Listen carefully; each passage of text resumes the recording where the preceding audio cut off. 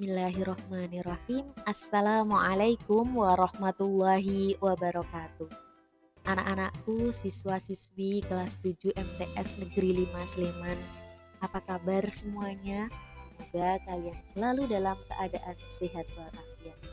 Anak-anak, sebelum kita mulai pelajaran teks deskripsi bagian ketiga kali ini, marilah kita awali dulu dengan membaca bacaan basmalah.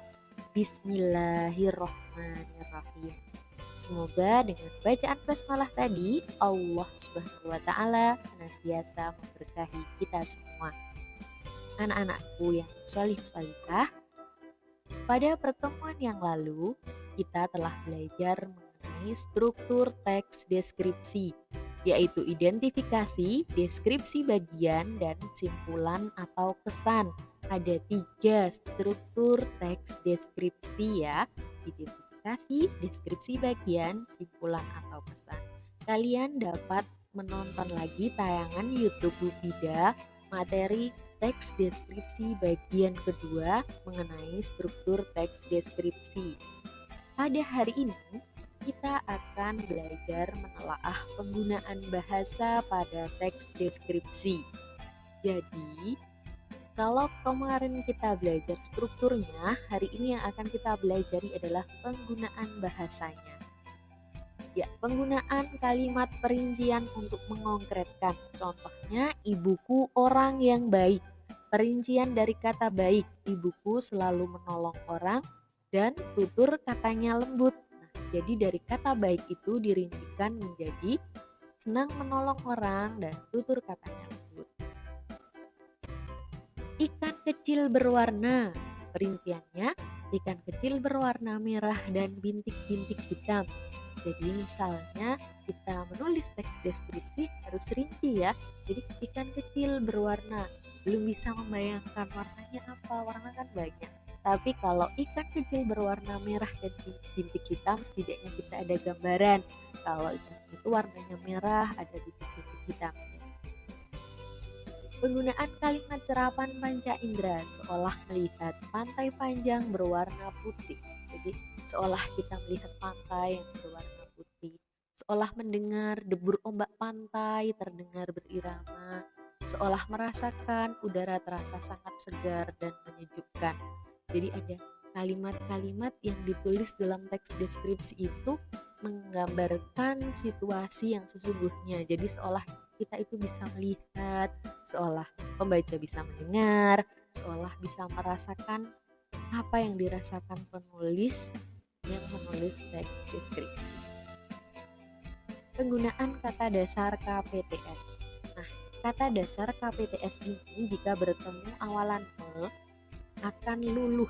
Luluh itu hilang, huruf P-nya hilang, T-nya hilang, S-nya hilang, K-nya hilang. Me plus pukau, memukau.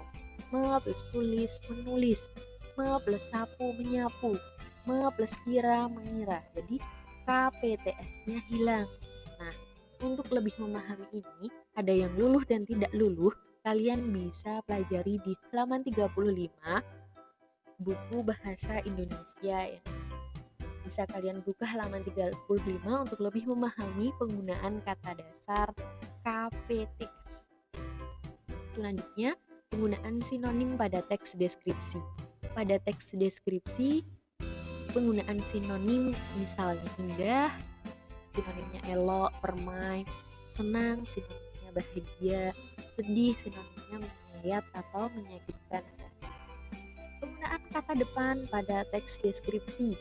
Kata depan di, dari, pada, dan ke. Penggunaan kata depan ditulis terpisah dengan kata yang mengikutinya. Contohnya di spasi pantai, dari spasi Papua, pada spasi orang lain, ke spasi sekolah. Jadi penggunaan kata depan ditulis terpisah dengan kata yang mengikutinya. Kok ada kata di ditulisnya disambung dengan kata sudahnya. Contohnya di awal ditulis. Kata ditulis ini digabungkan kan? Karena ini di-nya sebagai awalan, bukan sebagai di kata depan. Kita lanjutkan. Penggunaan kata khusus. Penggunaan kata khusus pada teks deskripsi merupakan sinonim kata umum tetapi dengan tambahan makna menetap. Menggunakan kata bersarang misalnya. Bersarang itu biasanya digunakan untuk hewan. Menarik, kata khususnya keren, dahsyat, seperti itu ya. Jadi penggunaan kata khusus. Yang ketujuh, penggunaan kata depan di dan huruf kapital. Nah, penggunaan kata depan tadi sudah kita bahas ya, termasuk penggunaan kata depan di. Nah, kalau huruf kapital ini bisa kalian pahami di halaman 33. Selanjutnya, kalimat bermajas. Daun kelapa di pantai melambai. Ini majas personifikasi. Seolah-olah daun kelapa itu tangan yang bisa melambai-lambai. Impiannya setinggi langit di angkasa. Ini hiperbola. Impiannya setinggi langit di angkasa. Selanjutnya, penggunaan pilihan kata yang bervariasi.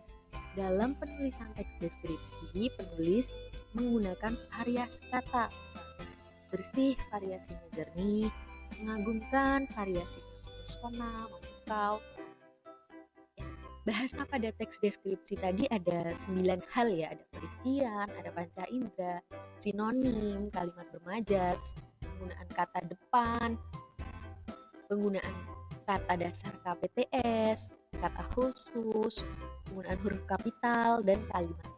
Penggunaan kalimat-kalimat yang bervariasi. Semoga kalian bisa memahaminya ya.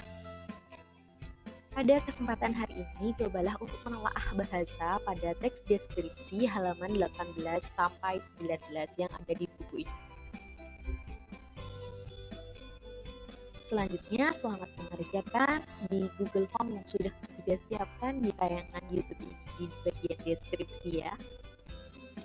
Terima kasih, semoga bermanfaat untuk kita semua. Anak-anakku, semoga kalian selalu menjadi anak yang solih-solihah, taat kepada Allah Subhanahu wa Ta'ala, senantiasa berbakti pada orang tua, dan bermanfaat bagi sesama. Mohon maaf bila ada kesalahan. Bu Fida akhiri. Wassalamualaikum warahmatullahi wabarakatuh.